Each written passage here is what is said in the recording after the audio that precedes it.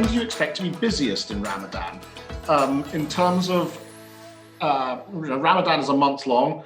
I know that everybody's quite busy now, but when are the most important times for media in terms of reaching consumers, in terms of seeing consumers sort of react to that reach with increased spend? So brands do focus depending on their industry and depending on salary week as well, because the purchasing power would increase according to that. As we move away from summer, there's a lot more content that we have available to make sure that we prolong, if you want, that viewership trend when it comes to TV, even post-Eid, which we haven't seen, if you want, in the past couple of years, just because it's always been closer to the summer period. So this year will be the first time where we even try to prolong that viewership, that high viewership trend, if you want, post-Ramadan, right after Eid is over.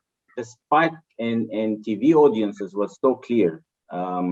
And it represented a clear opportunity for advertisers to jump on that, especially if people will have or clients who have the content that exists that they can make use of. We know that last year there was a huge increase in the entertainment consumption during Ramadan, right?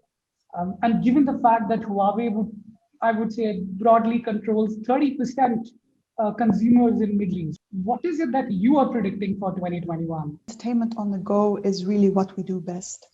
But as mentioned, we are predicting a slow change back in some communities to regular movements out and about. So for this Ramadan, we decided to launch an amazing new feature called Replay TV, which allows our users to catch up on previously aired content from across a huge range of our live TV channels, so that they never have to worry about missing a show, with similar functionality to video on demand. One line advice to your fellow marketers in terms of how do you adapt your marketing strategies for Ramadan? So for me, it's true to be your brand. Right? One line is true to be your brand.